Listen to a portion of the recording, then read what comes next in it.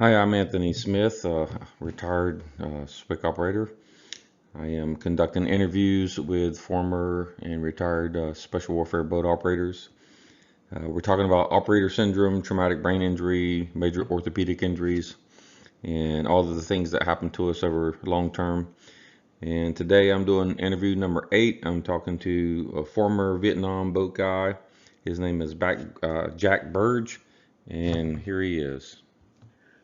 Jack Birge. I was an engineman in 1964 to 1967 with two tours, 64 and 65, over in Da Nang on the PTS. In this interview, Jack answered questions from the following questionnaire formats and gave permission to produce this presentation and share it openly. We cover the operator syndrome questionnaire, the GAD-7 questionnaire, the PLC-5 questionnaire, the PHQ-9 questionnaire, the NSI Neural Behavior Symptoms Inventory, and a SWCC background questionnaire that covers basic information about his time in service and injuries that he has sustained and things like that from being a SWCC operator. Jack Birge is an interesting character. I talked with him for a little while. At the moment, he is 79 years old. This is January 2023. He served in the military for over 33 years. He retired as a Chief Warrant Officer, and he was in the Navy for part of that. He was an Engineman First Class, or EM1, while serving on the PTS and doing tours in Vietnam. And then he crossed over to the Army, became a warrant officer, and then finished out his time in the Army. Did a couple more tours in Vietnam while he was in the Army. So he's got several tours from like 64 to 67, I believe, in Vietnam. It's kind of hard to estimate his time on the boats, but he was on the PTF boats, which are coastal patrol boats. At least 6,000 hours, best that I could come up with, and at least 500,000 wave impacts, maybe more, probably more. And as we know, these impacts cause whiplash, and they cause MTBI or microconcussions, and then you deal with the long-term effects. And so there might be guys out there that did one deployment as a SWCC operator and 4 years in the military and got out. And I know there's a lot of guys in the community that think that that's not a big deal, that it's not significant. But the reality is, if you do one deployment, you're getting several 100,000 wave pounding events, and God knows how many actual MTBIs and concussions, and you're still ending up with the long-term effects. As you can see, as we go through Jack's interview process here and look at all of his symptoms, he has every symptom, every problem, and some significant problems that a guy that's done 5 or 6 or 7 deployments. So we're looking at the same consequences, regardless of the amount of time that someone spends out there. So Navy SWCC is a special class of elite naval warriors who have been a decisive force behind some of America's most important secret missions. Special boat operations have unique and often deadly challenges due to the combination of operating powerful, sophisticated machines designed for speed and stealth in some of the planet's most inhospitable environments. The average SWCC career operator experiences MTBI and major orthopedic injuries over the course of their career in peacetime and in war. And Naval Special Warfare conducts missions in over 70 countries, 365 days a year. The sum of SWCC injury does not accumulate until the operator retires. We need to talk about operator syndrome here very briefly. There is a nexus of operator syndrome for special warfare boat operators, or SWCC guys, and we're going to get into that here in a second. Operator syndrome is a term that was coined by Dr. Christopher Frew. There's a DOI link there if you want to grab it. That's the address to it on the internet, so you can get a hold of it and read it. Operator syndrome is a nexus of psychiatric illnesses and disorders along with chronic orthopedic injuries. Every SOF operator across every major branch of the military eventually ends up with some form of operator syndrome. And as you can see at the list of different units there from all the branches, Navy SWCC is included in that group of SOF operators.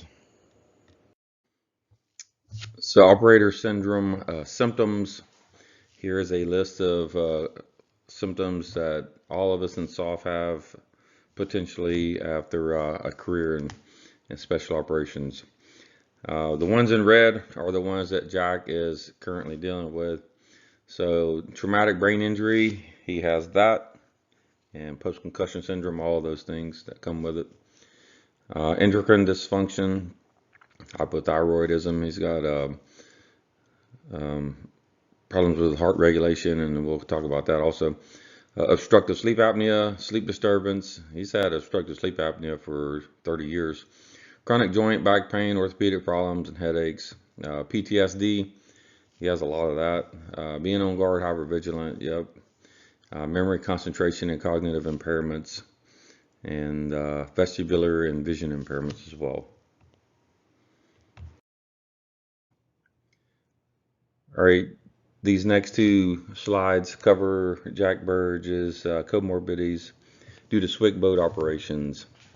So these are a long list. This is a long list of different things that he is dealing with. So traumatic brain injury, it's obvious that he had TBI, and then he has post-concussion syndrome as a result. He went to the Tulane Center for Brain Health, to their TBI assessment clinic, the 3-day clinic, and was diagnosed there with TBI. He also went to Tulane and was diagnosed with PTSD. He has a CPAP for sleep apnea, and that's an ongoing issue for 30 years. He has neuropathy in his lower legs. Tulane diagnosed that.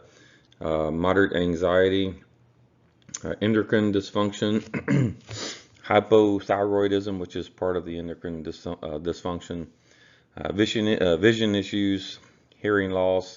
Tulane diagnosed that. Balance issues, hypervigilance, memory, concentration, and issues with executive functioning. And some other symptoms that Jack is dealing with. He had both of his knees replaced, and knee replacement has a high knee injury has a high association with weight pounding on fast boats, being a boat guy. Left shoulder replacement, same thing. Bulging disc in his lumbar spine. Lumbar spine injury has a high association with riding on fast boats and weight pounding. Everyone ends up with lumbar problems. He has light and noise sensitivity, difficulty falling asleep, poor frustration. He's easily overwhelmed. He has mental fatigue, numbness in his extremities, tachycardia. He's had cardiac ablation, this surgery twice, I think is what he said. And tachycardia is something that I'm running across. It wasn't something I was considering when I started doing this research, but as I've gone through questionnaires and talked to guys, a lot of guys have it, and a lot of guys have had surgery for it. So it's a repetitive problem that we all need to be concerned about, I think, and it's due or related to traumatic brain injury. High blood pressure and cholesterol, that's also related to all of this stuff. Everybody seems to end up with that as well. Chronic orthopedic pain and high irritation. So this is significant. If you look at all his symptoms, comorbidities, and the things that he's dealing with from a long-term perspective, you know, it's been a long time since he was on the boats, and these symptoms, a lot of these things he experienced on the boats, but they weren't debilitating back then. Now they're pretty debilitating. So the message for all the SWCC guys out there that are listening to this is, it doesn't matter if you did 10 deployments or 1 deployment. So we need to stop measuring ourselves like that and beating ourselves on the chest. Every guy in this community that spends time on the boats, regardless of the amount of time, ends up with long-term effects of traumatic brain injury, all the symptoms of post-concussion syndrome, and just a long nexus list of orthopedic injury. It happens to all of us. So don't worry about how many deployments someone did and what kind of deployments they were. If they got time on the boats, if they have time on the boats, they end up with these injuries. And that's what our focus needs to be on. You were out there on those boats 20 years ago. Now today you have all these long-term effects. That's what we're trying to nail down. That's what we're trying to highlight here in this research so people can understand it. It's the long-term effects. These are the symptoms that Jack experienced while operating high-speed PTF boats in Vietnam. Fatigue due to wave pounding on PFT boats in Vietnam. He said yes.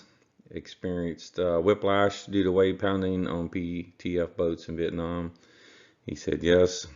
Confusion, lack of focus and concentration due to wave pounding on PTF boats in Vietnam. He experienced whole body wave pounding and whiplash at speeds of 48 miles an hour on PTF boats in Vietnam. I think he said he did about 40 knots. He experienced wave pounding in seas ranging 4 to 6 foot on PTF boats in Vietnam. And he experienced orthopedic injuries due to wave pounding on PTF boats. His knees, his shoulders, his back.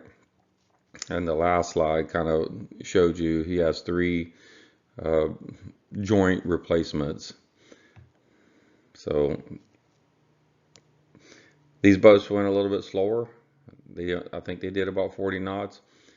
But the impacts and the outcome is still the same.